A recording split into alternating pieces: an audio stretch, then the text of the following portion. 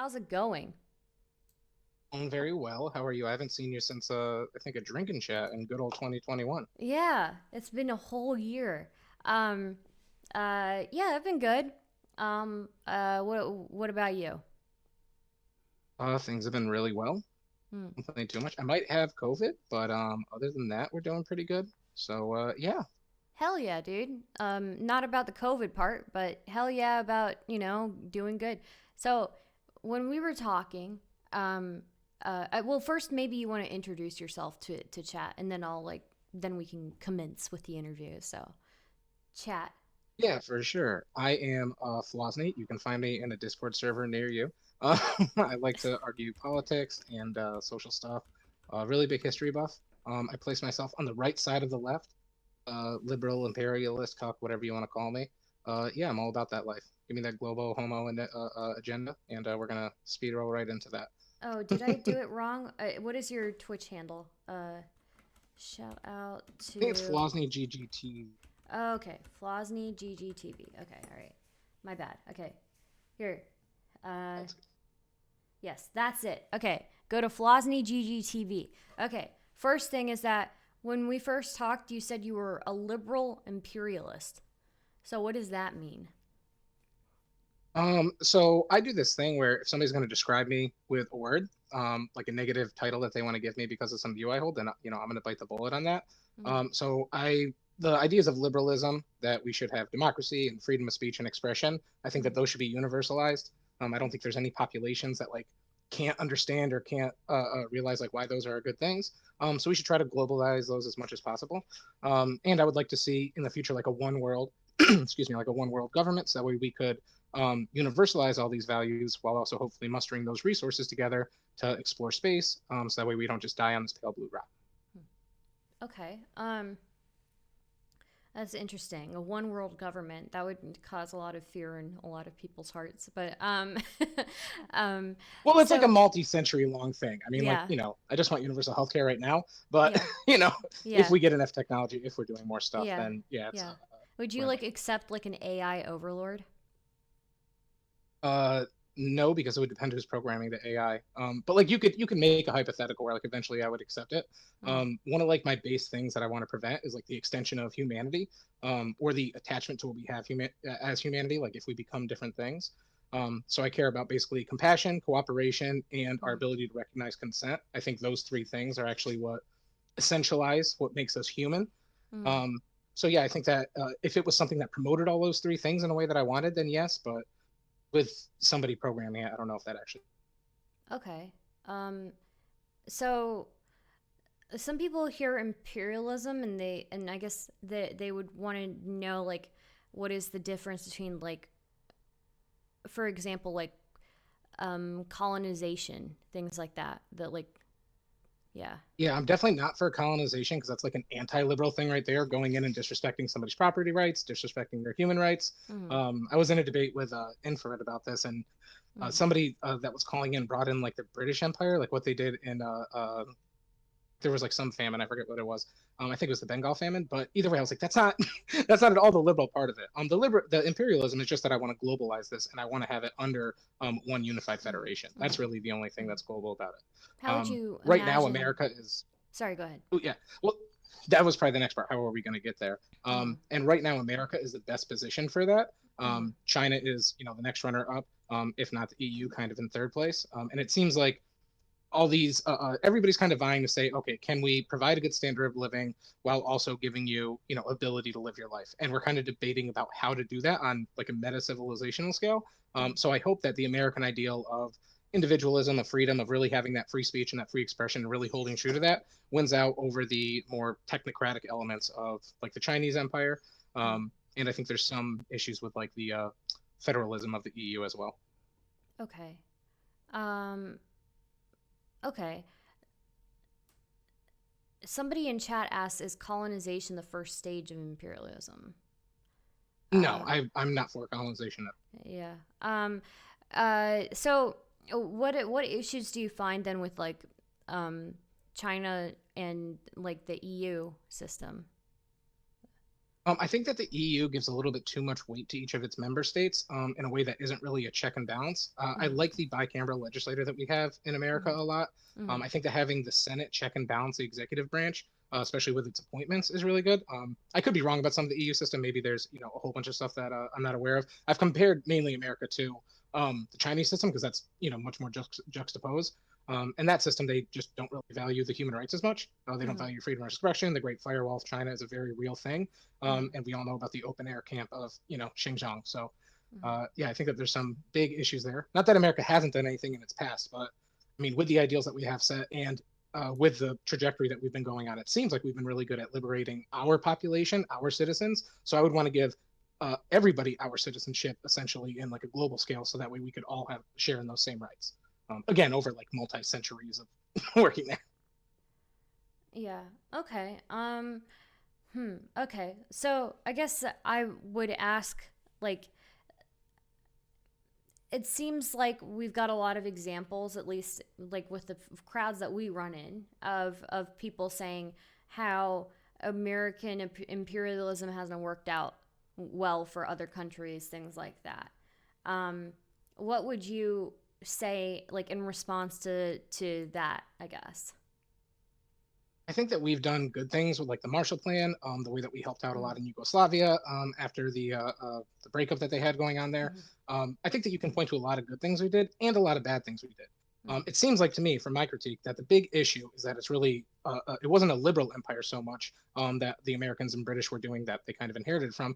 Mm-hmm. It was mainly a capitalist empire, and that capital venture doesn't really um, suit the ideas of liberalism a lot because if you can exploit people and abuse their human rights in order to suck up more capital, then you're going to do that. So I think that changing that zeitgeist so that way we value this empire for the actual ideals rather than just how much money can we soak out of this place, that would be valuable. Now some people might say, oh well, you're not really like an imperialist. Then that's fine, then don't call me an imperialist. If you want to call me a globalist or whatever, Mm-hmm. that's fine too. Whatever words like that, whatever helps somebody understand my ideas, that's fine. Mm-hmm.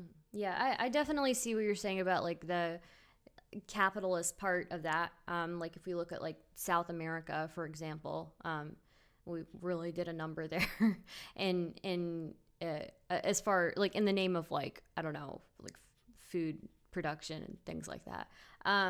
But yeah, I see what you're saying. So did you adopted the imperialism label because people were calling you an imperialist, or Kind of. One second here. What was that last? no problem? No, he had it. Some, yeah. He had one, Bo. I love you. Let me get. I love you. Two. I know he had one. Yeah, you can give him another one. Sorry, my dog is bothering my beautiful lovely lady because she because he's hungry for some food. Oh, Yeah, yeah, yeah. I'm sorry. What was the question that you asked? I didn't mean to be rude there. No, no problem. And anytime if you actually end up needing to go, don't worry about it. But or if you need to like take a pause or anything, you know. So you really did you originally start adopting the imperialist label because people kept calling you an imperialist, or was that some other thing that happened? Kind of. I also like I also do just like the idea of empire. If we look back in time, the good thing about empires is they're really good tools. They're really good at mustering a lot of resource, getting a lot of physical work done, and accomplishing something. Now, sometimes they have some really bad goals, so they accomplish some bad things. Yeah. But if you put them towards good things, then you accomplish really good goals. Whether it's beating the Nazis, whether it's stopping slavery, stopping the whole slave trade, the way that the British Empire did. Mm-hmm. Um, there's a lot of great things that are done that we only have access to because of the power of empire. So I don't want to neglect and step away from that. I would rather try to hijack that system, that institution, and then use it for something better. And I think that also when you talk to a lot of right leaning people, a lot of fascist or fascist leaning people, there's this like glory or honor or something bigger that they want to hold themselves to. And I think that the idea of like a global human empire is something that we could all get into. Like this idea that we're all actually working together to make sure that we fight against the forces of extinction that are trying to wipe us out on this planet, making sure that even if the sun explodes in 5 billion years, like we are still across the cosmos, making sure that our light never goes out in this universe. Huh. Okay. Yeah, that's kind of dope. Somebody in chat asked if you've ever read the book Confessions of an Economic Hitman. They're saying I it have not. sheds. Oh, they're saying it sheds a good light on how imperialism works without having to use military most of the time. Um, yeah, when I Yeah, think of ideally, the like I didn't mean to interrupt you there, but no, no, it's ideally, the fine. way that we would have our empire is we would build up America and make it so good, have such good healthcare, have such good welfare, have such good social programs that other neighboring countries are like, wait, why aren't we part of this? Why aren't we a Mm, state? Why don't we have two senators? Why don't we vote in that system? That's how we should do it. That's why like my first step in imperialism is giving everybody universal healthcare, stopping the war on drugs, mm, closing Guantanamo Bay, like mm. that, doing art infrastructure. Like it's not invading anywhere. Yeah, yeah. I definitely am for like a universal option for all people in America. I think that's something that like a lot of people could really get behind, and I think if even you talk to a lot of medical professionals, you'll find that a lot of them are even in favor of it. Um, so yeah, I do think that that's a pretty good, um, pretty good policy in my opinion. I do know that like a lot of people are very hesitant with that, and I understand why, because of like NHS recently in the UK has been underfunded, and I've seen friends like go through that system and it's not working great for them. So I guess the only issues we would have to really hone how we do that universal health care. Yeah. Yeah, I So. think the public option, like you said, from my experience in Australia, because I went down there for a couple of months, I lived down there. They have that system where they have a public option, and then you can pay private if you want. And it seems to work, anecdotally, it seems to work really well. Also, if you look at the statistics for health outcomes, they seem to be a little bit better than America, depending on what metrics you look at. So yeah, I think that having the public option is probably the best. I think in America, if we had like a federal mandate that said each state needs to have some system for each of their Mm-hmm. employees, or citizens. I think that would work really well at like kind of getting each state to be a laboratory to work with it. Yeah. The inner libertarian in me kind of hates that, and it's like just streamline it, do everything one system. But I think that would Yeah. politically be the most feasible. Yeah. So somebody in here says uh, that imperialism is pretty commonly accepted, that the term refers to a country conquering and spreading their might into foreign countries for their own benefit. Uh, then Well, then I don't somebody. use that definition. Okay. All right. Yeah. Then yeah. I Uh, mean, like we could use our might to stop like human rights violations, but I don't think that we should use it for our own economic benefit, which seems to be, like I said before, the biggest issue with previous empires, that they've been very economically based, just on kind of like the capitalist mode of extraction, rather yeah. than actually building up like a social change. Yeah. Somebody else makes a good point. It seems weird that the argument is U.S. should impose empire and not the U.S. should join something like the EU. What would you say to Oh yeah, that? it doesn't have to be the United States. I mean, the idea that like like if we couldn't get somebody to like be another state, the next step is working with an alliance, working with a union. Like I'm for all these systems, whatever gets us to take down the barriers between us, so that people can like freely travel, people can incorporate with different cultures, people can be safe no matter where they go around the globe. Like whatever systems we have to do. Um, I think that that's probably the best way to go about it. That we'll start building up bigger unions. Mm-hmm. Essentially, what we're probably going to have happen is we're going to have the UN get more teeth as we get more things universalized, and as especially the cities realize, like, okay, hold on, we have to streamline some things so we can all trade with each other, and we want to ensure safety with everybody, so we don't have these huge population centers that can like blow up from terrorist activity. So I think that those things are really going to be streamlined around cosmopolitan ideas, and the UN will just get more and more teeth, hopefully. If not, then I think that we're going to rely on countries like America, or China, if you're of that persuasion, to try to support these other smaller governments to actually get off the ground. Hmm. Okay. Um, then somebody says, isn't having, I think you probably already answered this, but they're saying, isn't having hundreds of military bases not helping? Meanwhile, China is building infrastructure and building economically abroad, exercising soft power, which is more effective. China's building military bases in the South China Sea, like they're literally trying to encroach upon other people's territory. The difference with China is that China is very much more focused internally because they have a population of over 1 billion people. So the way Yeah. that they have to use their resources isn't to oppress a whole bunch of people that aren't citizens. They oppress their own citizens in really fucked up ways. Sorry, I don't know if we can say the F word on that. Yeah, we Is that can. okay if we Yeah, swear no, here? we curse all the Okay. time here. Yeah. Okay. So Yeah. yeah, they do like really bad shit. Whereas like America, yeah, we do some bad shit, but like we're transparent about it. Like Yeah. you can find the shit. There's somebody that's gonna leak it. Like it's gonna get out. Like we value the freedom of speech so much that it's completely different. And I was talking to somebody earlier today, and they were like, "Well, if you can make your life better, then it's okay if you're not allowed to shit talk the government as long as they're improving your life." And to me, that was like, fuck that. Like, no, I want to shit talk Yeah. the fucking government. It's okay if I have to, wait another year for healthcare or something.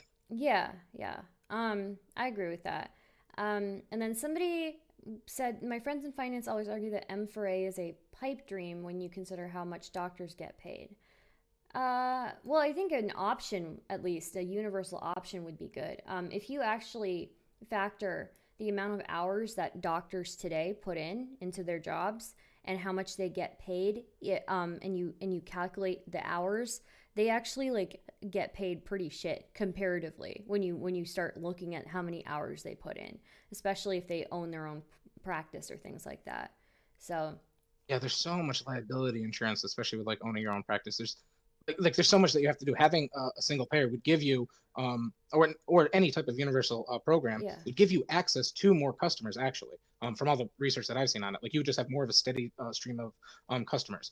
You might not be able like to always get to the highest rung of as rich, but more doctors actually would be better off from the research that I've seen. And that's yeah, with not socializing it like the NHS, but offering just a government insurance plan, so that way everybody that goes in there is covered, and you don't have them, wasting time with collection companies trying like to get a $270 bill for like some dental. By the way, dental stuff should definitely be included in every healthcare. Like, are my yeah. teeth not part of me? Like, what the fuck? I don't ever get Yeah. that. Yeah, I think Health it and is. dental. Like, what? Yeah. Yeah, I'm pretty sure that there are correlations that they found like between like tooth health and like and like cardio health, cardio whatever health, heart health or whatever. So, yeah. It definitely should be included and when your teeth are not in a good state then like I'm pretty sure that that's like a sign of your overall health as well. So, Mm-hmm. um Yep. And if you can't eat well and like you eat so often throughout the day, like eating is such an intimate thing that we take for granted a lot of times, especially if you don't ever have any problems with your food or your stomach or anything. So like if you have something wrong, if you can't chew, if you can't put that stuff in your mouth, if that is interrupted every time, like that little stress just adds on you every single day. And yeah, it's something people definitely neglect a lot. Stardust ask him if he Brush your supports. teeth. True. Brush your teeth, chat. Stardust ask him if he supports B for A, bussy for all. It's like Medicare for all except just boy pussy. Why are you like uh, this? Why is for all this? who wants it, and then who's giving it. That's what I say. As long as it's Yeah. consensual and it's adults, then yeah, I'm down. Yeah. Um. Dentistry is actually fairly new because back in the day, you'd die by the time your teeth started to go, but life expectancy booming forced us to take care of our teeth. Uh, I would also damn. force you to take care of the body. That's not a relevant criticism to the point. Yeah.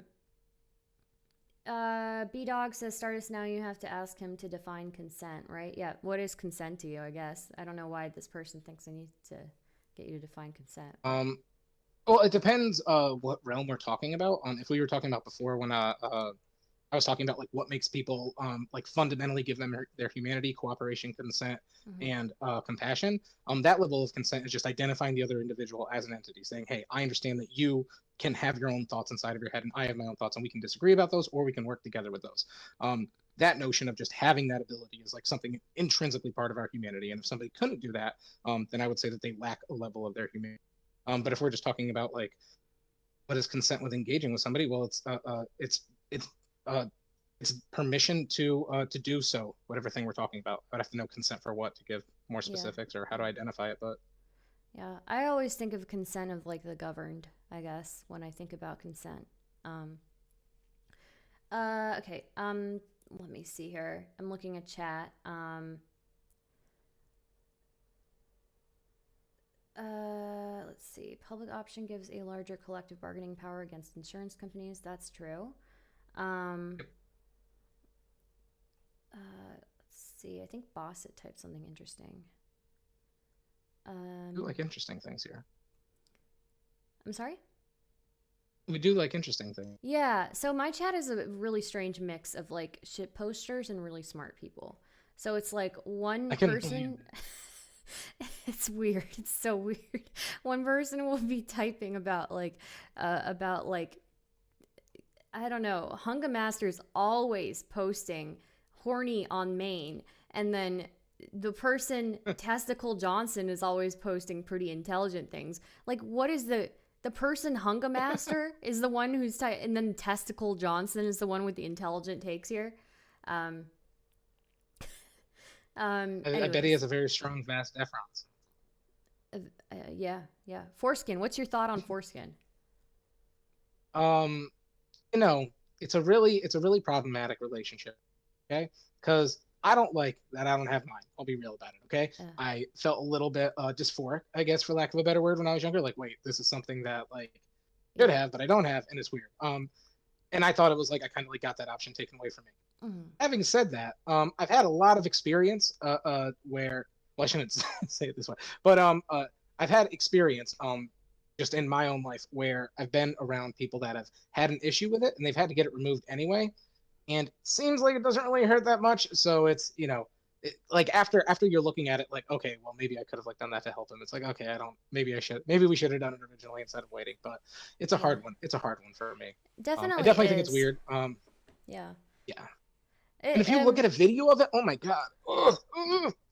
yeah, yeah. I Like I think said, the reason why they do it young, from what I've heard from people, is that babies don't remember that kind of thing. But like, I still feel like maybe we should be like waiting a little bit, especially since the medical consensus on like foreskin has changed so much. Um, and I think like I did know somebody who went and got circumcised like I think in their early 20s or something. Um, so like things like phimosis, those that can happen with no matter how clean you keep it, you know. And phimosis is like pretty painful from what I've heard. So yeah, sorry, I don't yeah, mean and to. if you're in different areas, yeah, if you're in different areas with different water, like it can just do different things, and it's kind of like I think that as long as you're making an educated decision on it, Yeah, I can at least understand it. yeah, But I think that a lot of people that just do it out of like tradition, because like, oh, daddy looked like this, so your son's gonna look like this. Like that's yeah, fucking creepy. That's fucking weird. yeah, yeah, Think a little bit more than that. Like at least yeah, have some argument for utility, please. yeah. Yeah. Woman, stop talking about men's issues challenge. You know what? You're so right, Wild Man. I'm so sorry. Um, Uh, has he ever? you gotta love the guys on on the Twitch chat. They're great. Yeah, they are. Wild Man's great. Okay. What is wrong with you people in chat? Has he ever sat in a lazy boy made of foreskin? I don't think anybody sat in a lazy boy made of foreskin. What is wrong with you guys? Um, Bossit says, in a world, My one world bookshelf is government. not made of. Okay. Here's one from Bossit. Um, in a one world government, how do we ensure diversity in policy given that policy evidence often comes from like for like countries? So when it comes down to policy, the one world government is a limited government. Like that's another good thing about liberalism is that it's a limiting government. You don't want this overarching government that can tell every municipality what to do. The government is just supposed to say, hey, don't be taking away people's life. Don't be killing them. Don't be enslaving them. Don't be telling women that they can't do the things men can do. Don't be telling gays they can't be doing the things straight can do. And don't be telling blacks they can't do the things that white can do. Just for broad strokes. Mm-hmm. So that's all that I really want Yeah, this big one world government to do. yeah, Everybody else, you can vote on your own stuff. Just like we have, ideally, it would be the United States of Earth, and every place would have states, it would have senators, and they would all be able to vote and check and balance each other. Um, there is one book that I just got, Reading Law. This is actually really good by Antonin Scalia, and it actually goes over like um, a lot of different reasons why like the checks and balances are the way that they are, but also some things that we could change. One of the big things that I agree with him on is that the amendment process to the Constitution mm-hmm. is way too hard. We used to get constitutional amendments every generation, and as we had an expanding state going on during Manifest Destiny, like more states being added to the union, it worked out the way that the math worked. But like now, it's so hard to get so many people on board for that type of stuff. That threshold should definitely be dropped. So that way, if you get mad at like the Supreme Court for doing something or the function of the filibuster or something, you can actually like legislate that away, like with a constitutional amendment and make it stick a little bit more and get everybody on board, rather than trying like to just swing as far as you can within the bounds of the limit that you have. Okay, that's interesting. Um, I never would have thought that. I'll have to look that up. Reading law.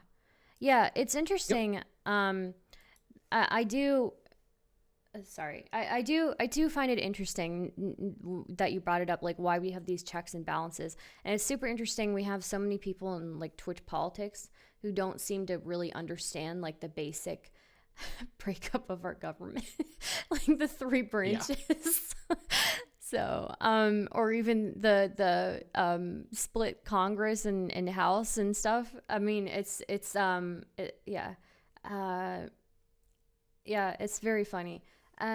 Okay, so Bossett responds with, surely the power of a government uh, that large will mean that it will grow and grow to the point where there will be um, they will be interested in the states of our foreskins. Why did you start it like that and end it like that? Yeah. Why? Well, I don't see the UN trying to like do that. Like if we look at what the UN's doing, that's not what it's doing. It actually seems to be like staying well within its charters and actually not gaining that much teeth. Only like slowly like starting to condemn things that like we can start to universally say it's bad. Like Guantanamo Bay should be closed. Like that shouldn't be allowed. Yeah, Crimea should not have been taken by Russia. Like that stuff isn't cool. So like it's like the idea that it's like trying to invade more, like it doesn't have the power to do it. We wouldn't vote for that, like as democratic people. Like I just don't think that any of this holds any water to any of the examples that we have, any of the history that we've seen, or the direction that Congress has been going over, especially the yeah, war. yeah. Ask him if he thinks all the gridlock in government is good because government is supposed to represent the people and the people are very divided right now. I don't. To a certain extent, it's good. But like I said, we should be able to be dynamic with it and change with it. When we get to a certain gridlock, we should be okay. Do we want to keep doing everything like this, or is there something else that we can all agree on that we want to change up?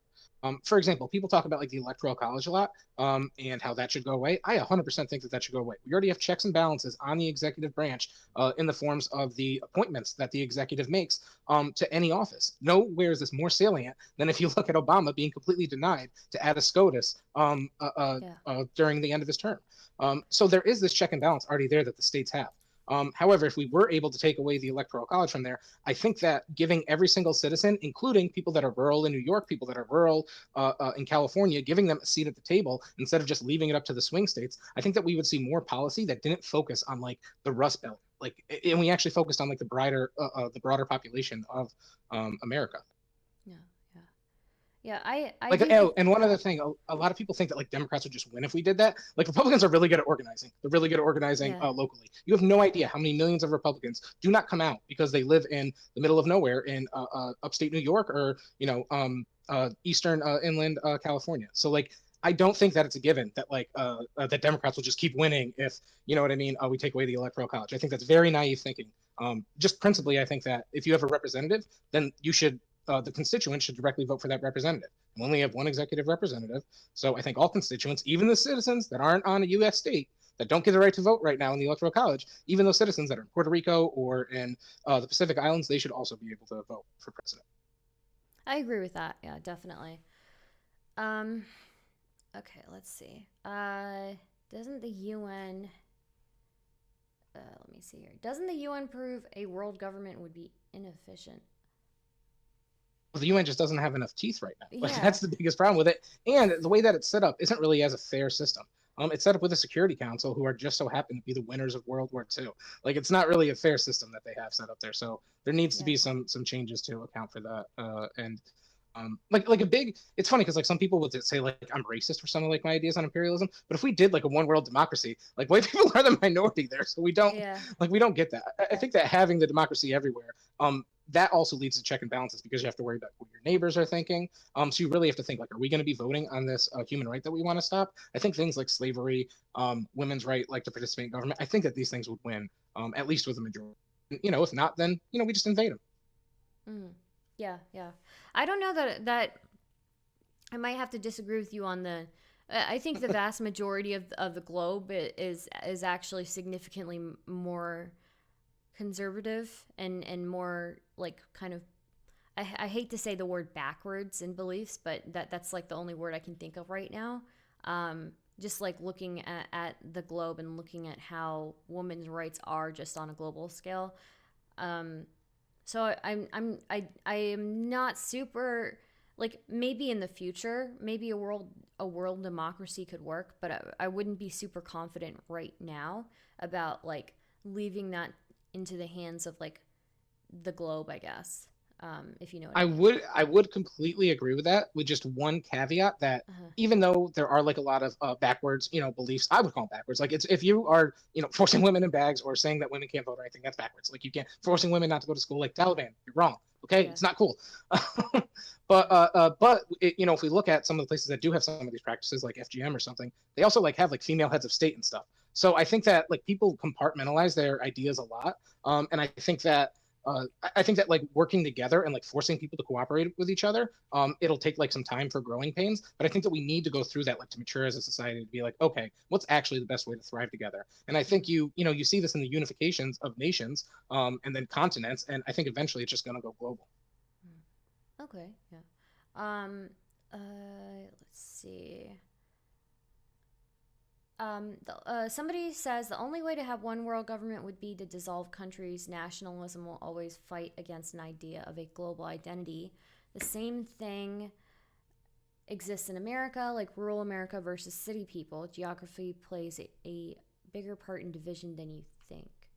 What would you Well, no, say? I agree with that. I think that the cosmopolitan areas are definitely going to have a lot easier jobs unifying more before some of the rural areas do. Mm-hmm. Having said that, it doesn't really take away from any of the points because even though there's all these disparate populations and they agree on different things, people still like having lines that they can draw and say, hey, we're part of this area. I think geographically people do this a lot. They say, hey, this is our river, this is our thing. I drive by this all the time. I'm at this gas station. That's people feel where they are. That's where they feel their identity too. So I think that having a global citizenry allows you to have, your city, your state, to your nation, and then, this one whole government that you can work and have a healthy competition with.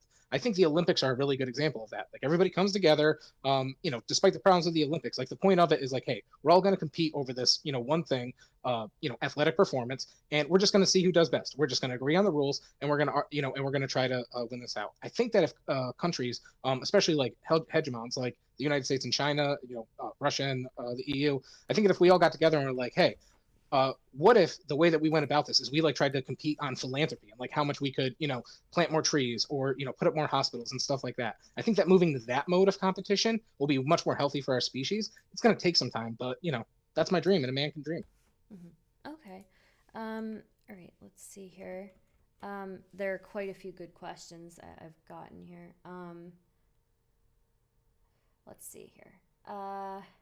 Wow, chat's moving faster than I thought.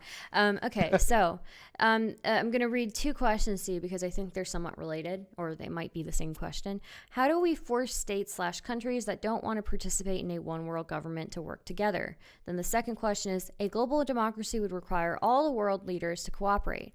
How do you globally elect a democratic government that doesn't ultimately fall apart along nationalist lines like it does now?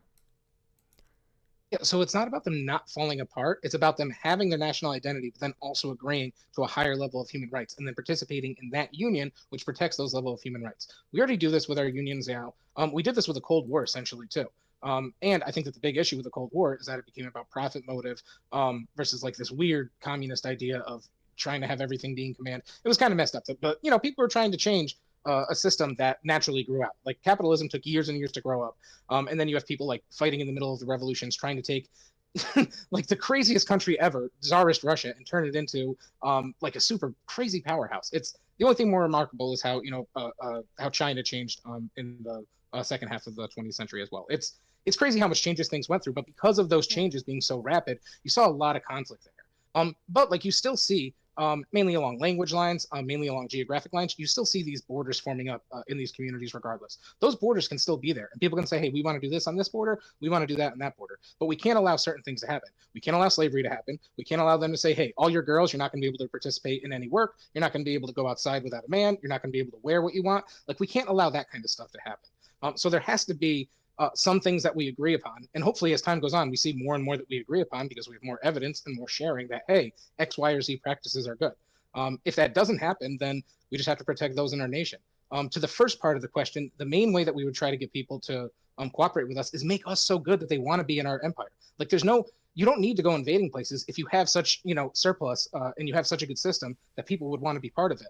And if they really wanted to keep their national borders, then okay, then you have some type of union or allyship with us. So like we can work on higher orders of these things as long as effectively we are getting these goals that I want done. We are, protecting human rights, and we're trying to prevent extinction and making sure that we can go across the cosmos.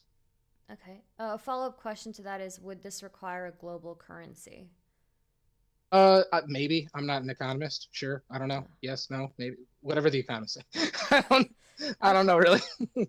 Okay.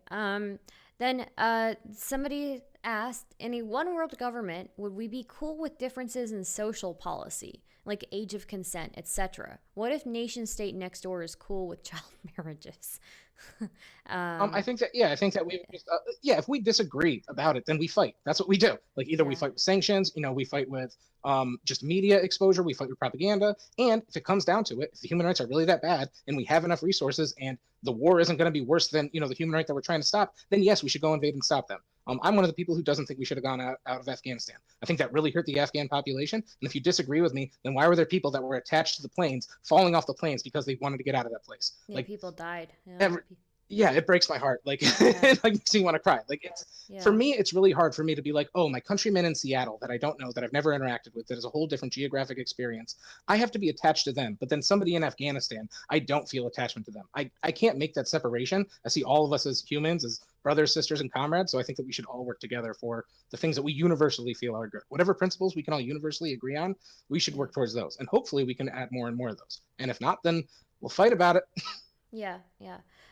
Somebody in chat says he used the term "force them to work together," so I guess he doesn't mean that literally. I think that's a pretty important point to clarify. Well, I think Well, like if you're trying to stop women from like going to school and stuff, then like we could come in there like just like we did with the National Guard to stop desegregation, or when we were doing desegregation.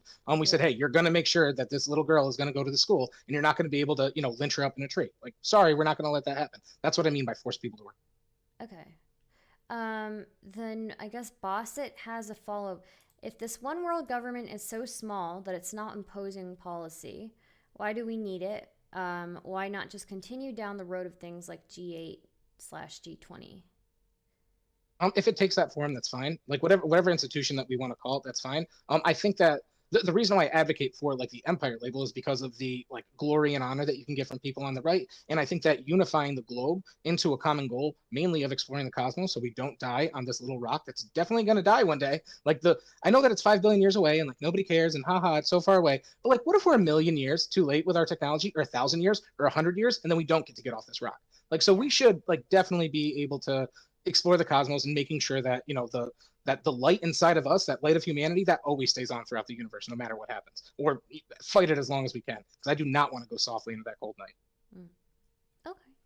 Um.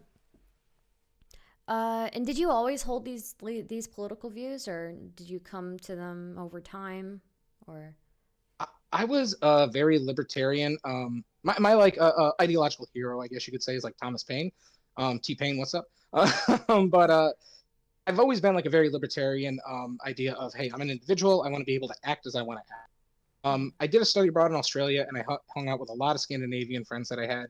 And talking about them with their social democracy, I realized how much more freedom they actually had with the welfare resources that they had in their state. So it made me dramatically change my worldview and really look at what, like the stats behind everything, and say, okay, what is actually going on. Yeah. So that kind of had a really big impact on me. And then, yeah, I'm always evolving, always changing. I haven't had too many fundamental changes in my ideas.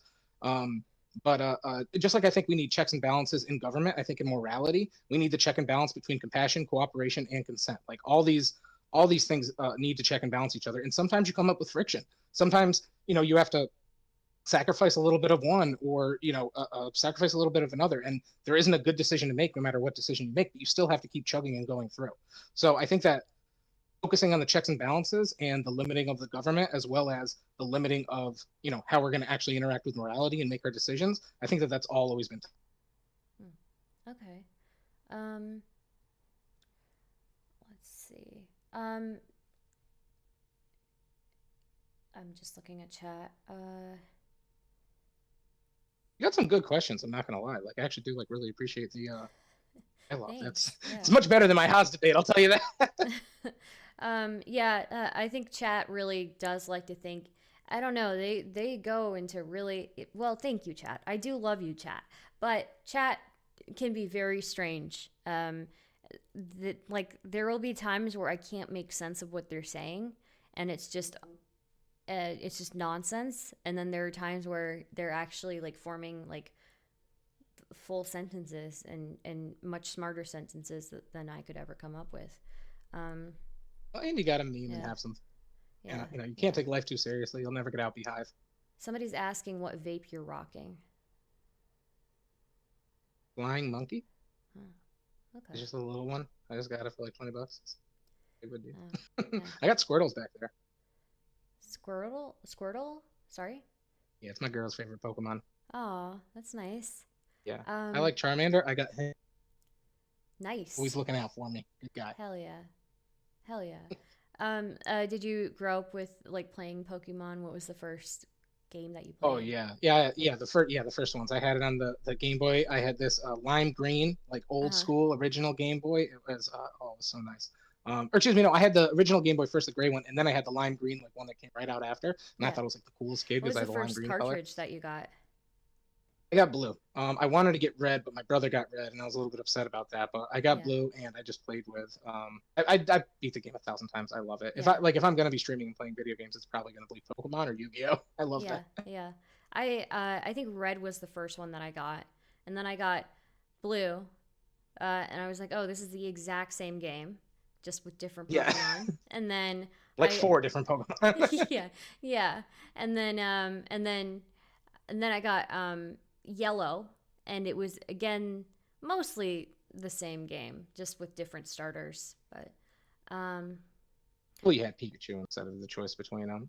I did like the animation that they had walking around, but I think like Gold and Silver, like and Crystal, like those are like two of the best sequel games ever made because the way that they like incorporated the old yeah, game. I wish that the Kanto levels were gyms were a little bit level scaled a little bit better, yeah, but like it was really fun playing that and exploring that like as a kid. Like that's one of I love that.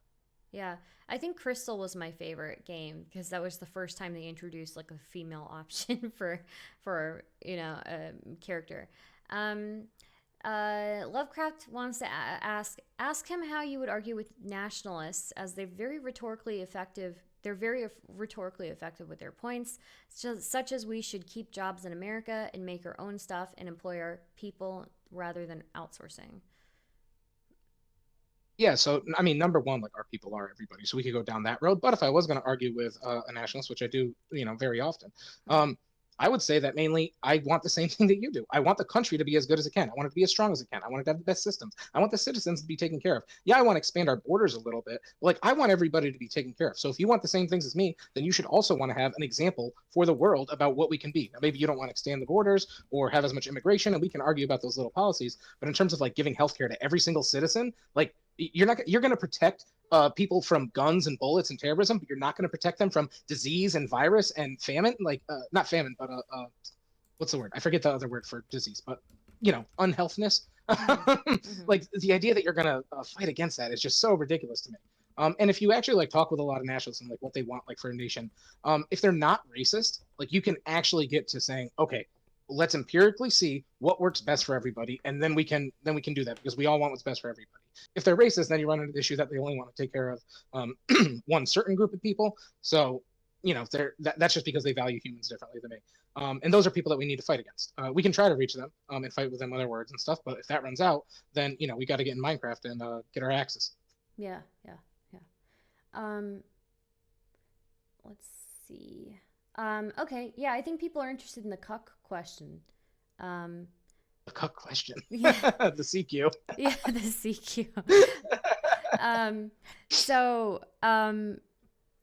first, I think it's really interesting that like there's this juxtaposition of you being like an imperialist, but also being a cuck. Like that's super interesting. Well, yeah, I mean, cuckolding is just one-way non-monogamy. So it's Yeah, just like a dynamic that we have in our relationship that kind of impacts like how we go about different interactions and yeah, obviously, you know, the our sexuality and stuff. But like it's so much deeper than that, and it's like it makes me feel like super masculine. It makes me feel like a rock star, like a king. Like it's Yeah. nothing else like gives me more satisfaction. And like the idea of like denying that like to myself, like because some like assholes online say some shit is like the most Yeah. beta thing ever. So Yeah. like I feel like a man when I do it. So I feel like the emperor, in the bedroom, Yeah. and I feel like the emperor, when My I'm out Yeah. own here. So savage, vote for disgusting Flausney, animal. 2028 for emperor of the world. Yeah. Okay. Sorry, give me a second here.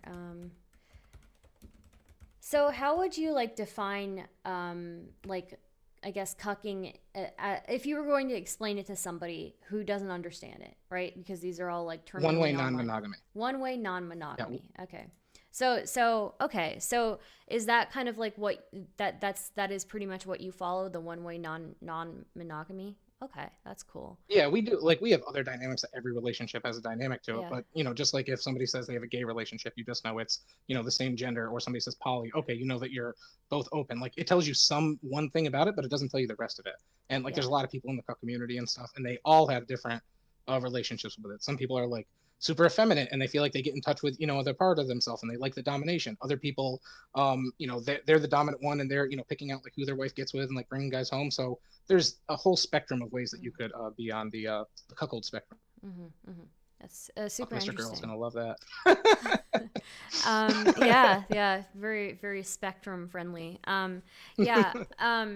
So I guess one thing I remember when I was like a year or two ago, one of my friends was looking at one of the cucking subreddits where they were like just posting stories, and like it almost when he was reading them, it almost seemed like they were kind of romantic, like in a way. The stories that these people write. Do you ever feel like weird about how people have taken that and turned it into an insult? um, I think that it's I feel weird when like you try to bring up that it's an insult over like someone's sexuality, and then people like try to deny that. Like, no, no, it's fine. We can call you that. And it's like you can't say the F slur, like, or use gay as a pejorative. Like, we don't want to do that, but you're just gonna attack somebody over this sexuality. So yeah, I think it's like really problematic when people do that when they just have special pleading for some of their things. But I understand why it's an insult, because there's the trope of you doing it unwillingly, not with Yeah. consent. That your girl is going either behind your back, or that she is doing something that's unbeknownst to you, or that you can't help, or like the only way that you can stay with her is if you let her do that thing. Where it's like that's not the case at all. Like, if you're in a real relationship and like you actually interact with somebody, you don't want somebody who devalues you. You don't want somebody who you feel like you can just step on and something like that. You want somebody who you feel is your equal, and then whatever sexual dynamics you do are secondary to that. So like building up that equal footing of, okay, we want this, we communicate, we say what we find attractive, and what we're okay and what we're not okay with. And then we also go to the grocery store, we pick up the kids, we do our laundry together, like doing all those things, and then having this part of your identity added onto it and part of your relationship, like has impacts on it. But it's not like that. It's not like this crazy thing where it's like a weird power play. So I think that the reason why there's so much like of a negative impulse is because if you look at it from the way of it being unwanted, Yeah. then it's like, okay, you are with somebody who is treating you like crap. So somebody is fucking you over. So I get like why they're saying that, but nothing could be further than the truth in a real Yeah. relationship. So what I always say is like a cuckold relationship is only as good as a cuckold dress. Like, if she's not worth it, if she's not a great queen that you feel like you're exalting, then like you got to get the fuck out of there. Like, Yeah. and I think that there's a lot of like, I think race cucks, racist, I define them as race cucks because like they're so like committed to organizing society and making it completely limited to any other people of their race interacting with anybody else. But then a whole bunch of people in the race are going to be going out and doing whatever the fuck they want. So like you're staying loyal to this thing that doesn't give a fuck about you, whereas like my girl does give a fuck about me. So there's just a big difference there. Sorry, that was a long Yeah. rant. No, it's good. It's good. So somebody says, he said it makes him feel masculine. Does he ever feel insecure that she will emotion? Insecure that does he ever feel insecure that he will be emotionally cheated on? I guess related, but what are the ground rules, etc.? Yeah, so there wouldn't ever there isn't really that insecurity, especially as we've developed it more because we communicate a lot. We talk about what we like and what we feel comfortable. She's also extremely picky. Like, this isn't like a very often thing, like much less Yeah. often than anybody thinks. So but yeah, it's in terms of what I would be okay with. Like, I'm okay with pretty much anything that my girl wants to do. Like, I'm very open in that regard. I'm very about compersion. So for me, it's finding out exactly what do you want. What makes you feel fulfilled, and then how can I provide that to you? Even if it's the extreme of having another man come in. It could be another girl. It could be a toy. It could be whatever she wants. Like it's up to her at that point. I forgot the second part of the question. I guess the ground rules and stuff like that. Oh yeah. It's basically that we both have to approve, like of whoever's going on. We both have to tell each other about it. We both have to be involved with it. Mm. Yeah. The thing is that like uh, I'm so open, and women in general just are so limiting, like in that regard, that there isn't really much that I have to do. Like it isn't. There's never been an issue where normally like the guy that would be involved like messes up and like there's something doesn't go along. So it's really kind of on them a lot more, and seeing how that dynamic works. Mm-hmm. If she's not into somebody, then we're not going to hook up with somebody. But like we can just go out sometimes and just like flirt a little bit, like at a bar and just like dance with different people, or even like at the grocery store, like flirt with different people. Not like anything crazy, but just like in the flower section, like talking to somebody. Those like little plays and little moments, having the freedom to do that and then being able to share them, like when you're lying down afterwards, like after a long day of work, those things are like really romantic. And yeah, it's beautiful. I love it. Like I love female sexuality. I find it like a divine thing. Like, and I want to exalt. Before I did this, I felt like I was looking at a world in black and white, and like now that like I've understood this like part of my identity, it's like I see the Mm-hmm. world in color now. When did you like find out you were like into this, I guess? About 5 years ago, like I was kind of always into it, like, and I never really understood it about myself. Yeah. Um, but I actually like I've always like been open with stuff and swinging, and I hooked up with a couple, and I was hooking up with her while her man was like there and watching and stuff. It was really hot. We did a whole bunch of stuff, but then afterwards, like I saw how they came together and like how she embraced him so much, and how she was like completely like done with me. Not that like she didn't want me there at all, but it was just very much their bond was so much more than mine, and it was like wow, that's something like really crazy. So then I started to play around with it, and I was like, oh, this isn't what you see in the porns. Yeah. Like this is something completely different. Like I'm not an ashtray for it. I never do. Yeah. Yeah. So yeah, it was just like way different and way more intense and beautiful. Yeah, it's interesting. The way I've heard it described by other people is like uh,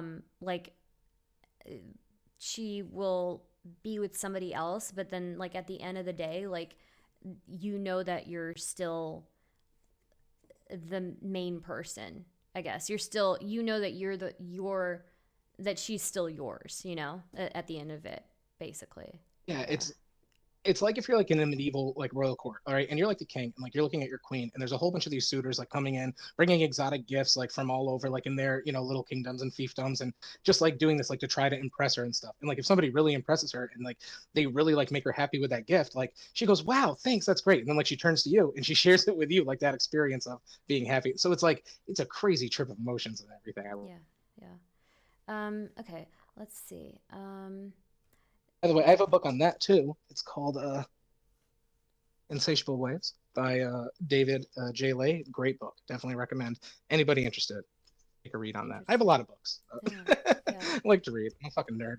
Have you ever like experimented with like non-monogamy on your side or Yeah. not really? Yeah, that's Okay. how I got into the first example that I did before. Like it Okay. was during a swinging time. Yeah. Yeah, it was. We were already kind of like doing that, and the thing is that, and I know that like some of the lefty crowd is probably gonna like shit on this, but like men and women are very different. Like the dynamics that you have, especially with dating, are like very. This isn't Yeah. doing chess or like working at NASA. Like we're talking about dating and like hooking up, like touching your fun parts and stuff. Yeah. So the dynamics that you have like when you go out are just very different. It's kind of like a guy like going out as almost like a predator. I don't like have a better word than that. But like trying like to hunt down for a girl like to bring back into your relationship. Whereas like when she goes out, it's like everybody's like trying to win her over, and she's like, which one will I have? And just that dynamic is much different, and it's much more fulfilling for me. Hmm. Okay. So were you already with your current partner when you discovered you were into this or? Maybe Oh, okay. that'll be a deep one. I don't want to necessarily say any of her story because she's not going to Okay. say All anything. right. No So problem. Yeah, no problem. Um, how did he find someone to be the guy to have sex with his wife, Stardust? typically you go to like swinging events in certain areas, and then like you get a hotel around the area, and you go to the event or the club, and people are normally like there, and you talk with them. Normally people exchange like test results and stuff, and you go over things that you're into, and have Mm. some dates there. You might even talk before then or after, like if like somebody that knows somebody that, oh, I recommend this person. They've been, we've had a great time together. You might enjoy them. There's like a whole community of people all across the world. Yeah. Wow. Okay. Somebody says, I'm an incel. Do you think cucks think they're superior to us? We are superior to you. You're pathetic if you identify as an incel. You shouldn't identify as an incel. Like, just be somebody who's a virgin. Just be somebody who, hasn't found the right girl yet. Like, the fact that you identify with that is already a losing thing. Like, you're already making yourself derogatory by saying, hold on, I have this condition that I'm celibate and it's voluntary. No, like, I am in an actual committed relationship. This isn't, like, even close to what you're talking about, bro. Like, fuck. Yeah. Go fuck Yeah. yourself.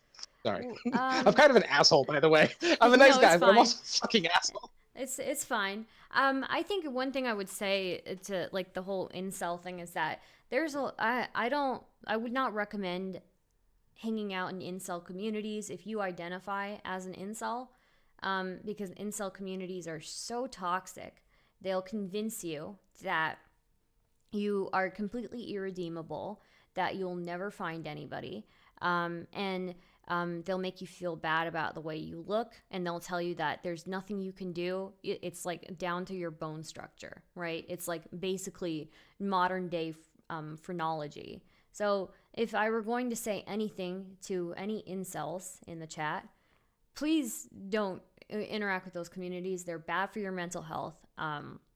There is somebody out there for you. And everybody in general, if you look at statistics, men and women are having less sex than before. So you are not alone in your struggle.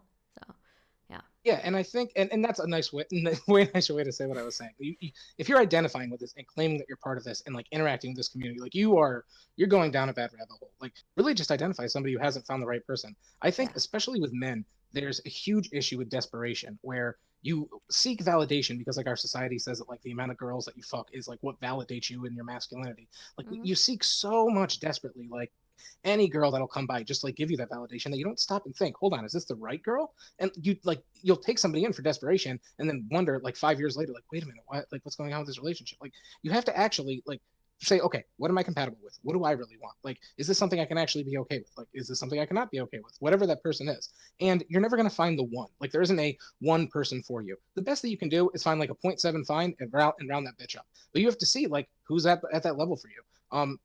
Don't like make this idea that everybody has to be perfect, but also don't make this idea that like you have to go like with everybody. Like, just be okay to take risks. Be okay to go out on a date with somebody who you might say, I don't know if I really want to do it, but go try it. But then also be okay to say, you know what, I could probably like hook up with this person. We could probably like figure out how to do the nasty, but maybe it'd be better if we didn't do that, and we worked on something else. And I'll tell you this, guys. Any guy that's struggling to find a girl, let me just tell you this: if you just like be friends with girls, then eventually, even if they're not going to hook up with you, like they'll introduce you to friends. You'll learn how to communicate with women better, and you'll be much healthier at the way that you talk with women. So like, just talk to them like Yeah. people, and not have a weird sexual tension every time you open up your mouth.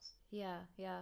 I think I don't know that like my views of like the one or I don't know. I think that there isn't just one person for people, like obviously I'm somebody who prefers monogamy, but does that mean that I think that there's one special person in the world for me? I don't think so. I think that there could be multiple people, because we don't know what like it. I don't believe in these things like fate and all of that, right? Oh, this person is saying, to clarify, I don't spend time in incel communities. I just got out of a 5-year relationship with my ex fiance, and I'm heartbroken and done forever with dating. That's why I identify as an incel.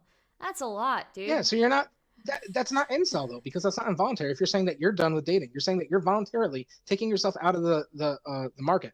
Incel is saying that you're putting like a social pressure that is making you not get with girls, and like that is a terrible way to think. Like, if you had a rough time, man, hey, it's hard out there, man. It's tough going through a fucking basically a divorce. If you were with her for 5 years and you guys were engaged, like that's basically a divorce at that point, even though you're not going through the legal rigmarole of that. Like, you should feel it should take you sometimes to get back on there. It should make every girl that you're meeting, you should have a little bit of like, is this what I want to be spending time doing? Like, that's natural and that's fine. That doesn't mean that like you're involuntarily forced into the celibacy. Like, chill. Yeah, yeah, definitely. Mikey P, did you have a question? Uh, Mikey P, like Mikey the man. P seems to have some stuff on his mind. I wonder what that means. It's great. Yeah. How many people has he been with? You don't have to answer that if you don't want to, but this person is How many have asking. I been with? How many women? I Yeah. lost count after Sorry, you lost count after what? 50. Oh, wow. Okay. Yeah. Yeah, Chad I've over always like here. been that. That's another part of like the cuck dynamic. Like I like in my younger years, I was like very much going out. I was a jock. I played football. I played rugby. Like Yeah. it was never an issue. But it was very like hollow. And instead of like going out for quantity, instead of like focusing on like one quality and learning everything about that person, like I've enlightened myself so much by having relationships like that. Yeah. Yeah, definitely. Um, let's see.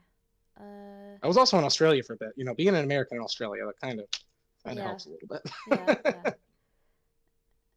Yeah. Okay, let's see. Did she ask him what made him cuck for the first time? Yeah, I asked. He said that you were swinging, right? And that's when you Yeah, I was realized. basically Yeah. a bull for another couple, and then I saw how much like love like the cuckold and cuckoldress had together, and I was like, "Fuck, this was like a lot of fun." Yeah. Do you And like have? the thing was like, before that, I had only like had experience with it like through porn, and I was like, "Oh, this isn't anything that I do because I don't do any humiliation play. Like that's just Yeah. not something that does anything for me. Like I'm a relatively big guy. It's not like, oh, you ugly piece of shit. I'm just like, you small little worm. It's like that doesn't do anything for me. It doesn't Yeah. hit hard. Yeah. Yeah. So yeah, we don't, not having that dynamic. And then once I realized I could look at it just like one way, not me, then I was like, oh, like this is the dynamic that like makes it.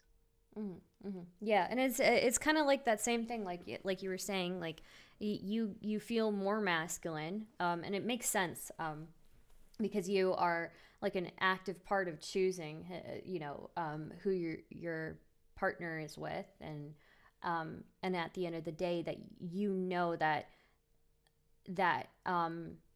she can be with somebody else, and she's still like yours at the end of the day, basically. Not to sound misogynistic, but it's that, Yeah, um, yeah, she like wants like to come back to me after that. It's like, oh, like you just had this person, you just had a great experience, and like you want like me like to come back with you, and like, you want me to be there. Like, there was one quote like that I saw on this one person's blog for it, but it was let her get lost with him so that way she can find herself back to you like that. Like, oh, that hits me right there. yeah, yeah. Interesting. That's very interesting. Let's see. Um, if you, uh, what does he think about jelking? Does it work? What is jelking? I don't know. I think it's like something to do with cum. Huh. I'm not that into the lingo. Honestly, like outside of like this little thing, like we're pretty vanilla. Like there isn't really Yeah. like it's not really, it's just penis and vagina, and some other parts, but not that complicated. Somebody's asking, have there ever been any arguments or speed bumps along this? I guess along your.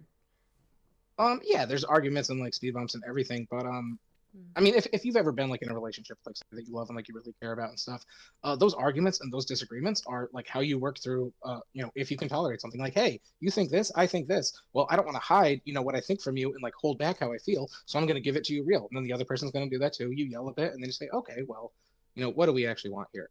Um, I say that the only issue like in the beginning was like the fear that it would turn into like a humiliation thing, like yeah, um she like felt like that I wouldn't want to have sex with her anymore, not that like I would want to have more sex. So that's like kind of the thing yeah, there, but that's just like you have to like experience it to be like, oh, okay, wait, you do feel good about this, like this is okay, this is cool, like. yeah, yeah. Does he ever feel jealous? I think we already asked that. Testicle Johnson. Yeah, I don't ever feel jealous from like any of like the interactions that like I'm aware of, but like if there was hypothetically, if like I found out that like she was getting coffee like with her boss every day and like she had never told me about that, I'd be like, wait, what the fuck is going on there? So like, yeah, you can still cheat in a relationship. Like if she did something behind my back and didn't tell me about it, like I would be just as furious as if somebody was regularly cheated on. Like it wouldn't Yeah. be okay. Yeah. Somebody says, what about IRL pushback? Is this something that gets hidden slash discussed slash avoided, etc. at work or No, anywhere everybody else? knows about it. I've actually shown people like my couple. Nobody gives a fuck. Like yeah, it's not. It's just most like to be honest, like there's a lot of closet cooks out there, and they're mostly the ones with like the crazy fucking insane fantasies about like how they think it can go, like they're a little porn director in their own head. But like Mm-hmm. there's all these closet cooks who are like so afraid, thinking like the world's gonna shower if like somebody or shatter if somebody knew like what they were into, and like you're gonna get a little heat like from some assholes. Like that's it. Like I've only had one friend whoever like found this out about me and like stopped talking to me and like had an issue with it. Everybody else like just doesn't care because they have their own relationship and life to worry about, and you're not the center of their life. Yeah. Even though I should be the center of all your life. Like and subscribe to me and Stardust. Yeah. Yeah. True. Okay. Yes, Stardust should also be the center of your life. You should watch her stream every day. Wow. Thank you. That's so kind of you. Yeah. Um, okay. Let's see. Gift subs. That's like a thing you do on Twitch, right? You gift. I don't know Yeah. what that means. Apparently, it's so do that. Somebody's asking if there's other like crossover fetishes that the cuck community is into and stuff that you would know of. Yeah, of course there's. I mean, like, what specifically? I mean, it depends. It's a wide community. I mean, you have Mm-hmm. gay cucks, you have cuck queens, which are female cucks. Like, you have stag vixen, which is more associated with what I do. Where like there's more of like a male like led presence kind of in the bedroom and stuff. Mm-hmm. Um, so yeah, there's you can do anything with it. I think like the biggest thing that'll probably be a nice spicy thing for your chat is a chastity play. Like it's a little bit of bondage and stuff, and a little bit of like control and stuff. I see you looking over there. That's hilarious. But yeah, that's a lot of fun. That's something that has a crossover with a lot of different people. I have a few gay friends who do that too. Mm-hmm. But yeah, it's a lot of dudes are like afraid to like explore their cock and stuff, but it's like chastities, like cock rings, like stuff like that, like Mm-hmm. manual stimulation and stuff. Like you don't need like always to just like get it inside and penetrate and then like come and be like, okay, we're done. You know what I mean? Like that's Yeah. a like you're a soccer player trying to get the ball in the goal. Like play in Yeah. the field for a little bit. Yeah. So the one friend that you said stopped talking, were they like religious or something? Or No, he was like a really just like aggro guy. Like we used to work out and stuff all together, and he's like, "You're fucking disgusting, bro." Like F slur, blah blah blah, all this kind of stuff. And jeez. basically, I was like, "All right, Yeah. bro, cool. Yeah. Have a Yeah. good one." Yeah. Called me a Hillary voter, and I did vote for Hillary, so he fucking got me there. Wow. Yeah, How that horrible. was years ago now. um your family. Does your family know? Yeah, nobody. Wow, that's awesome. You have like a such a Like I don't supportive. like talk about it at like the dinner table. Oh yeah, that would be weird, but yeah, yeah. But for them to Yeah, know even it's in passing is pretty chill. So yeah, yeah, like my family that like I'm really close with, like we've talked about it and like talked about the dynamics and stuff, and yeah, it's just like how anybody talks about any other relationship and stuff. It's same yeah, thing. yeah. Do they ever do role play? If that's too personal, don't worry. About. I would well, so I'll just yeah, when people ask questions like this, I'll just answer in the abstract regardless of like so I Yeah, don't tell my person thing, but like I would be 100% down for it. I am like very open minded to whatever. Like I'm very much about compersion. Like for me to just like do something and like do it with myself, there isn't that extra fulfillment there. I need to like be providing something else and stuff. So if she wants a toy, if she wants to role play, if she wants me to dress up, if she wants look at particular taste in person, like if she wants to have certain music on, like yeah, whatever it is, like I'm very much like I want to fulfill your needs. So there isn't really a line that I have, other than like a few extremes that I don't even want to say because people are weird. But like other than a few extremes, like there's very little that like I as consenting adults with my partner. I probably wouldn't fuck somebody else in front of her because like that would kind of undermine like the whole dynamic that we have. But it's not out of the realm.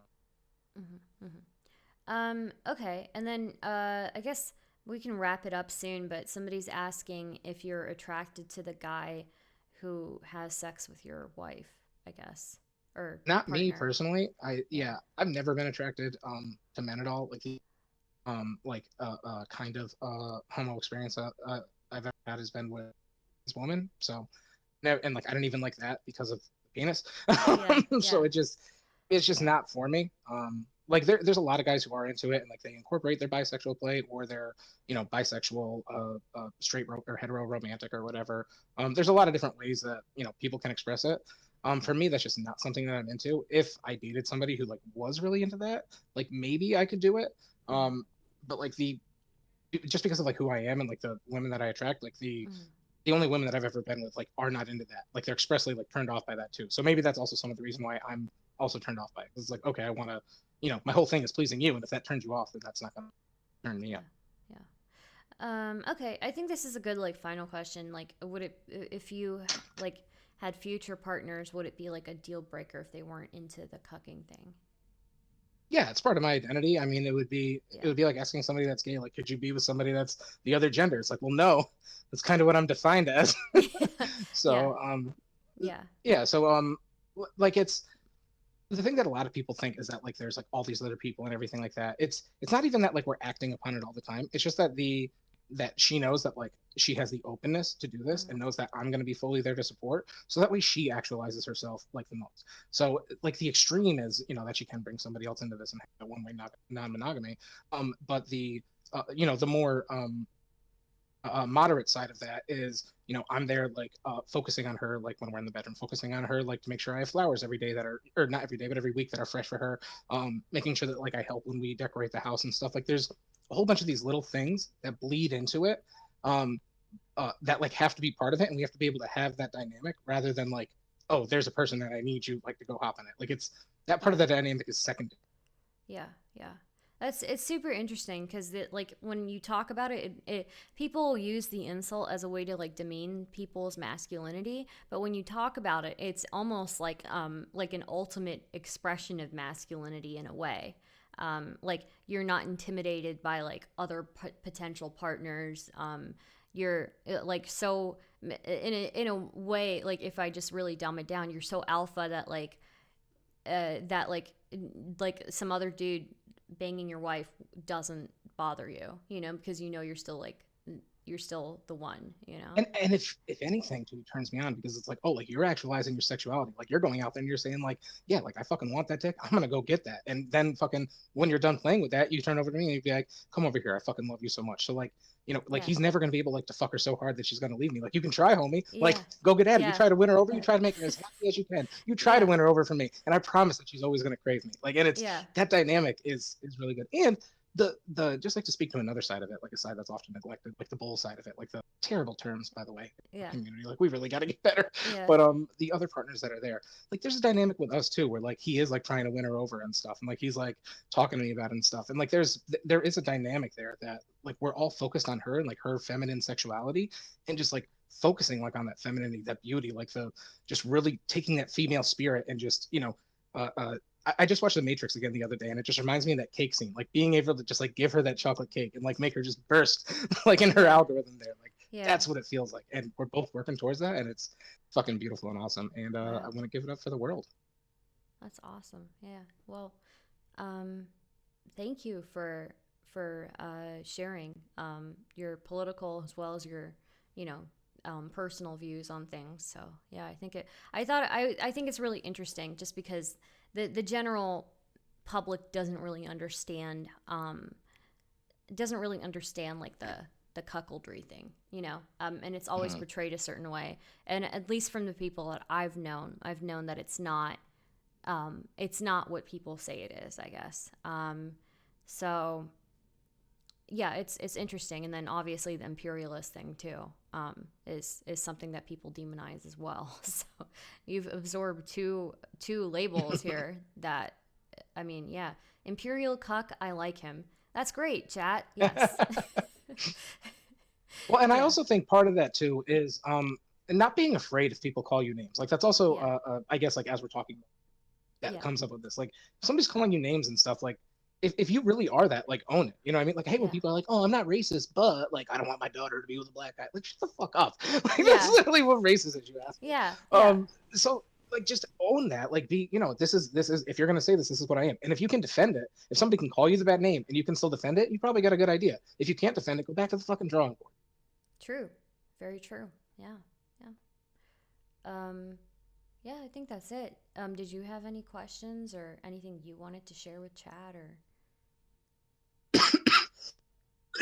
um, Anything I wanted to share with chat. Well, you guys should definitely be gifting subs and liking and subscribing and doing that. Like, all that helps build everybody up. And especially, there aren't a lot of like women in like the debate political sphere. I hate when when you see nine fucking dudes aggro on a panel and like you don't see like even like one girl in the corner, just like, oh hello. Like, so if we can have more women there, then let's do that. We have an awesome woman right here, a great host, Oh, who had thank really you. good questions. I think she treated chat well. So, I would just say that yeah, everybody support, Stardust over here. And if you like my stuff, if you want to hear more from me, hit me up in Discord, hit me up on Twitch. I'll try to Yeah. stream more. I'll try to play some Pokemon on stream, but Hell I yeah. have a life that I live. I got a cuck's got a cuck, so Chat, I'll be if there when I you can. chat, you better follow Flosny GGTV, okay? You better do. Somebody says subscribe. Are you trying to make a cuck out of me? That's a good one. Yes, yes. Yeah. Cuck your wallet out to Stardust right now. Um, okay. Please go follow Flosny GGTV, okay? Very, very based, very dope person. When we were on that panel with that like very blatantly racist person, like your commentary during it was like outstanding. Like when he started saying like all these racist things, and you were like, "Are you farming?" It was so good. Like, yeah, Yo, I was like almost blacked out at that point, and I watched it again the next day, and I was like, "Damn, I was that fucked up," but I was still like way more coherent than all these yeah, idiots. dude. I don't know, dude. Sometimes I look at those people and I feel bad because it's like this is either I don't know, this is like fetal alcohol syndrome or I don't know what, but like yeah, I have Well, no it's hard idea. because you feel bad for them, but then like they keep reinforcing it. It's like when I was like debating with infrared too. Like one thing he asked me, or he like tried to bring up that possibly, depending on the heels my girl was wearing, she might be taller than me in heels. And it's like, number one, she's taller than you, like so you're a beta bitch boy anyway. But like to Yeah, put that aside, because that's just like schoolyard humor. Like why are we doing this? yeah, Like that doesn't help any. Like what the fuck? So yeah, like I try to feel bad for you for being like so insecure and like obviously having a lot of problems with your own masculinity and identity. But like you bring it upon yourself, so I don't feel as bad. Kind of like the person that's calling themselves an incel. It's like, hey, if you're struggling to find love, if you're struggling in the digital world to, connect with people and post COVID and, the polarization that has happened, in all wings of life, if you're really struggling, like to connect with people and find community and find a purpose in life, I feel you. Like I'm with you. We're all there. Like even people with kids, even people that are married, like yeah, we're all struggling through that type of shit. But like you got to like focus number one on self improvement and like how can you, try to make sense of that world? Don't get doomer pilled. Like you can do something about it. You have yeah, action to take, so take the action. Hit me up, hit Stardust up, and then we'll have great conversations, and we'll be here for you. We're building communities all over the place. The cuckold yeah. community, we're here for you. Hell yeah. Oh, and any thoughts on two hole theory? What is two hole theory? Oh man, infrared. Oh wait. Is this? Oh yeah yeah. I asked Haas about this in the thing, Yeah, and I asked him how many holes a girl has, and he said to me, he's like, well, how did you know? And my response was pretty based, I think. I told him, I know because when I was fingering a girl, she squirted in my face. So I realized there were three holes yeah, there. yeah. So that was a little good back and forth. You guys should all check out my debate on Politically Provoked for me versus Infrared. That was debating the imperialism if you want to get Yeah. even more detail on that. Yeah, yeah. And I I did a couple of definitely am gonna debate. check that out. Yeah. Yeah. Yeah, somebody Also was did a saying debate on that. you should do a debate with John Zerka on cuckoldry. That dude's got some real toxic masculinity stuff going on, Oh so yeah, he also has insecurity too, and like he's like a good looking like tall guy. Like you don't need to have this insecurity. he's Like like if you six just don't be four. a Yeah. dipshit. Yeah, he's just a dipshit, and he's like, wow, why don't these girls like the dipshit? It's obviously like no, it's you're a dipshit. That's what Yeah. it is, bro. That's probably the best impression I've heard of him. Yeah, yeah. Yeah, Yeah. I'm willing to go on there though. The thing is though, like so many of those guys just remind me of like when I was playing football and stuff, and like they would kind of be chasing me around because like I was one of the strongest guys on the team, and like figuring out how to do it, and just like how do I get that strong? How do I do that? And it's like just like it's not hard to you see the movements that I'm doing. We're all doing the Yeah. same thing. Stop comparing myself to you and just compare yourself to yourself and just work on you. And like then you're gonna get the best that you can be. And like you don't Yeah. gotta worry about all the other shit. Like Yeah. just do you. True. So yeah, Very I'm true. down to be on definitely down to be on all those panels. That'll be Hell some yeah. fun convo. Yeah, yeah. I definitely have to schedule you on one of the chaos casts. It's more of a meme panel, but we do get to some arguing. So, yeah, yeah. So, It'll be the cuckold cast for sure, we could talk that. about, I mean, that might come up, sure, yeah. If we get like a good crew who can actually have like a nuanced conversation, That would be cool. Hmm. Yeah. If there's some shit talking to do, that's also really fun for me. I Yeah. can do either one of them, so Yeah. I love it all. I mean, Yeah. at the end of the day, like there's like the platform. I don't give a fuck about any of that. I'm here to have conversations that I enjoy. So Yeah. you've been a very enjoyable conversation. So I hope that I Thank definitely hope we you. can I converse again. appreciate that. Thank you. I try. I try. People get mad at me, but I feel like I'm just looking for good conversations with people where we can like learn something new, or the chat can learn something new. So yeah, I think they did. So yeah, Based. yeah. How dare Star platform a cuck? Well, yeah. Um, Awesome. Okay, well, thanks for everything. I guess I'll let you go then. Thank you for sticking with me. I know it's like probably an hour and a half now, or maybe not an Oh, hour. you're good. No worries. Oh, one Yeah, thing I want to say. Okay, yeah, I've heard Vosh like negatively talk about Cox and like one-way monogamy a lot. That's fucked up. You can't shame that. He should not do that. I'm calling him out if he wants to debate on it. I would love if he changed his statement on it and didn't demonize Cox so much. So yeah. yeah, get wrecked, Vosh. Like I'll battle you in the Thunderdome of ideas and bring the lightning. Let's do it. True, true. Yeah, exactly. You're gonna cuck Vosh over the topic of cucking. So yeah. Oh, I don't think that he's man enough to be Cox. To be completely honest, Nice. That's a good I one. think he would have some insecurities about it. Yeah, We'll talk about that though another yeah, time. yeah. I mean, if you want, Got to get some drama going. I can send him a message and see if he'd be willing to like talk to you about that kind of Sure, stuff. I would. I mean, if he like came out and like took back some of the things he said, or Yeah, just like acknowledged that a lot of it was a meme, then sure, that'd be nice and stuff. But yeah, he's definitely said some things that I think are pretty problematic about it. yeah, Um, yeah, yeah. So yeah, yeah. yeah. Whatever Cool. we can do to help the cook. Yeah, definitely. Well, hey, thank you so much again for doing this. Have a great one, my dude. Have a good one as well. Cheers. Yeah. Everybody follow Flosney. Okay. See ya. Um, what did you guys think of that interview? Did you have fun? I hope you had fun.